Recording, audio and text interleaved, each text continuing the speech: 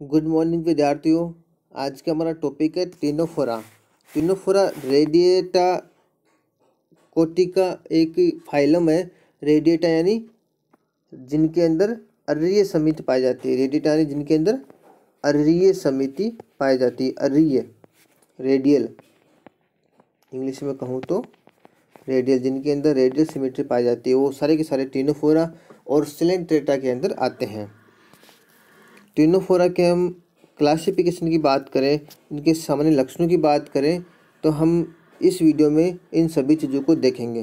पहले बात करता हूँ मैं सामान्य लक्षणों की। ये बहुकोशिकीय होते हैं और इनके अंदर रेडियल सिमेट्री पाई जाती है। पहला लक्षण आप ये ध्यान रख सकते हो। दूसरा लक्षण, ये त्रिस्तरीय होते हैं, ट्रिप्लोब्लास्टिक होते हैं, क्योंकि एक्टोडर्म और एंडोडर्म के बीच में जो मेजोग्लिया परत पाई जाती है उनके अंदर अमीबीय कोशिकाएं पाई जाती है, यानी वो मेजोडर्म की एक तरह से लेयर इसको हम कह सकते हैं। अन्य लक्षणों की बात करें तो इनके देह पर 8 कंघी रूपी प्लेट्स पाई जाती है, कॉम्ब प्लेट पाई जाती है, जिन्हें कॉम्ब जेली भी कहते हैं। जिनको हम क्या कहते हैं? कॉम्ब जेली भी कहा जाता है, इसलिए इनको जेली फिश भी कहा जाता है। ये कंघियाँ किसकी बनी होती है? सीलिया की बनी होती है। इन प्राणियों का आकार की बात करें वो गोल या घंटी रूपा होता है, गोल या घंटी रूपी होता है। ये भी आप ध्यान रख सकते हो। इनके जितने भी सभी सदस्य वो सारे के सारे मेराइन वाटर में रहते हैं, समुद्र के अंदर पाए जाते हैं। सारे के सारे कौन से? मेराइन है। निमोसिस्ट का अभाव होता है। जैसे हमने पोरीफेरा की बात की, सिलेंट्रेटा की बात की। सिलेंट्रेटा की हम जब बात करेंगे वहाँ पे नेमेटोसिस्ट पाई जाती है, जबकि टिनोफोरा के अंदर नेमेटोसिस्ट या ये एक ऐसी सिस्ट होती है जिसके अंदर कुछ केमिकल पाए जाते हैं। जब ये किसी दूसरे जीव के संपर्क में आता है तो उस जीव के अंदर वो केमिकल इंजेक्ट कर देता है, तो वो नेमेटोसिस्ट होती है। लेकिन कोलोब्लास्ट लेसोसेल्स पाई जाती है। आगे हम बात करें इनके लक्षणों की, तो ये नेमेटोसिस्ट ये होती क्या है एक्चुअल में, या लेसोसेल्स होती क्या एक्चुअल में? शरीर की बाहरी सतह पर खास प्रकार के चिपक सकने वाले लेसो या क्लू सेल्स पाए जाते हैं। इनमें चिपचिपा पदार्थ बनता है। इस चिपचिपे पदार्थ में छोटे जंतु चिपक जाते हैं, ये आपको ध्यान रखना है।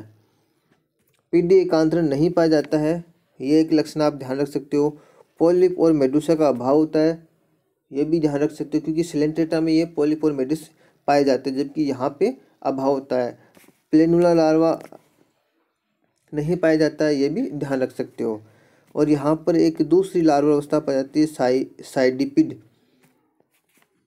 इसको आपको ध्यान रखना है। तो ये कुछ सामान्य लक्षण है जो आप याद रख सकते हो, और सिलेंट्रेट से किस प्रकार भिन्न है ये भी इसमें दिया गया है। इनके यदि क्लासिफिकेशन बात करें, क्लासिफिकेशन में टिनोफोरा का 2 वर्गों टेंटाकुलेटा और न्यूडा 2 वर्गों में डिवाइड किया गया है टिनोफोरा का, टेंटाकुलेटा और न्यूडा। यहाँ ये एक टेबल से दी हुई है, इसको आपको ध्यान रखना है। टिनोफोरा आपको ज़्यादातर क्लास का ही ध्यान रखना है। यदि आप गण भी याद रख पाए तो अच्छी बात है, वरना क्लास तक तो आपको याद करना ही है। टिनोफोरा की 2 क्लास है, टेंटाकुलेटा और न्यूडा। टेंटाकुलेटा को फिर आगे चल के 4 ऑर्डर में डिवाइड किया गया है, साइपेटिडा, लोबोटा, सेस्टिडिया, प्लेंटिकनिया और बिरोइडिया। ये 4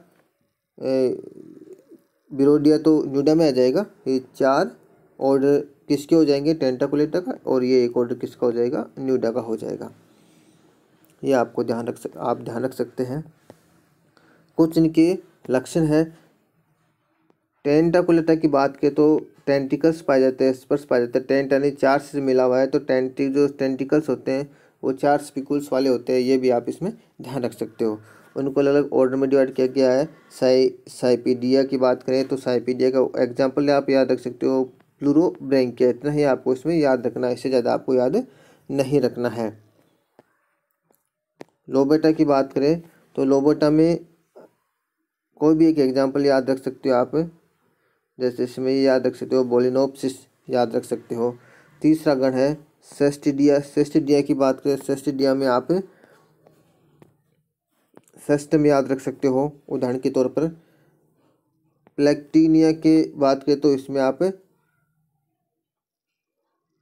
तीनों प्लाना याद रख सकते हो।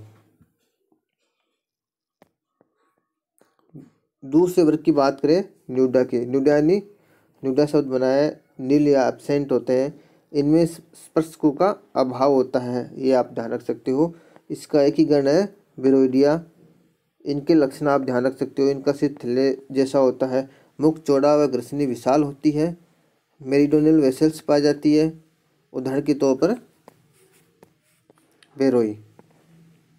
उदाहरण के तौर पर कौन सा याद रख सकते हो, बेरोई। तो ये टिनोफोरा का क्लासिफिकेशन और वर्गीकरण है, इसी से ज़्यादा आपको इसमें याद नहीं रखना है, इतना ही आपको इसमें याद रखना है।